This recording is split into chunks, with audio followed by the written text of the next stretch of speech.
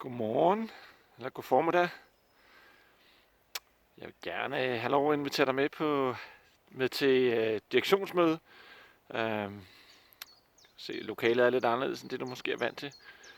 Men det er altså rimelig fedt at holde møde herude. Jeg bruger det til at få det rum, hvor jeg har plads til, at der kan komme nogle nye tanker, nogle nye idéer, noget kreativitet. Det kommer sgu ikke rigtigt til mig, hvis ikke jeg gør noget. Jeg ved ikke, hvordan du har det, om det bare kommer i din daglige trummerum, eller hvordan. Men for mig, der skal jeg gøre noget aktivt. Jeg skal sætte noget tid af. Jeg skal være bevidst om at gå hen et sted, hvor der er rum til, at der kan opstå noget. Så herude holder vi direktionsmøde. Det er altså virkelig fedt. Og så kan det godt være, at der er sådan en stemme inde i baghovedet, når du ser det her, tænker jeg kan jo ikke bare. For et år siden, der havde jeg da heller ikke troet, jeg sad her og var i gang med at gøre en forskel og have det fedt med det. Den der stemme inde i baghovedet om, men jeg kan jo ikke bare. Den er der jo hele tiden, også hos mig, hele tiden. Men vi kan lære at lade være at lytte så meget til den. Det kræver lidt træning. Det kræver også, at vi tør gøre noget, at vi ændrer vores vaner. At vi for eksempel holder vores direktionsmøde herude i skoven, omgivet af fugle og The Spirit, som kan hjælpe os med at få noget inspiration. Man kan sige, ja, det er godt med dig, men faktum er jo, at vi er, hvor vi er, som et resultat af de valg, vi har taget.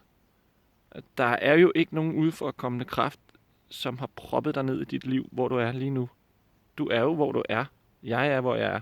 Vi er alle sammen, hvor vi er på grund af de beslutninger, vi har taget.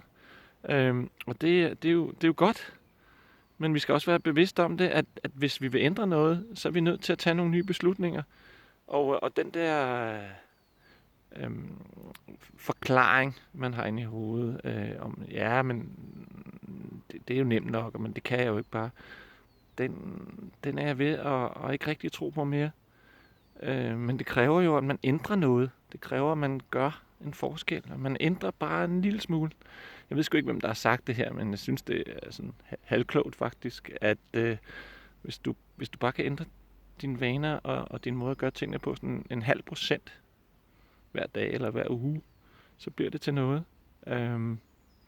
Så du er, hvor du er på grund af dine valg og dine tanker og dine handlinger fører til der, hvor du er, og prøv at ændre dem, gør noget andet, så vil du også opleve andre resultater. Så måske skulle du bare starte med at sige, sætter jeg noget som helst tid af til mig selv, hvor at den kreative juice kan flyde. Det gør du måske nok ikke. Så en lille praktisk ting, det kunne være at sige, okay, hver morgen tager jeg en halv time til mig selv, hvor jeg måske mediterer, eller jeg sidder med min journal og skriver lidt, eller jeg gør noget andet, som er fedt, men hvor det er min tid, og hvor jeg ikke fokuserer på andet end at forberede mig til dagen, og blive bevidst om, hvad det er, jeg vil med dagen, hvad er det, der er vigtigt, og måske endda skrive det ned. Ja, men det kan jeg jo ikke, og der er jo børn, og der er alt muligt. Ja, det ved jeg godt. Men du har jo et valg. Altså, den går ikke med at sige, ja, men det er alt muligt andet. Hvis bare, og måske senere, og det kan jeg jo ikke. Så har jeg jo den holdning, det kan du godt. Men du kan bare starte småt. Start med et kvarter. Og så prioriterer dig at være fast i kødet omkring det.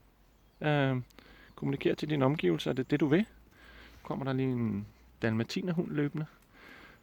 Sådan er det jo i sådan en stor virksomhed som min. Der kommer jo folk på gangene.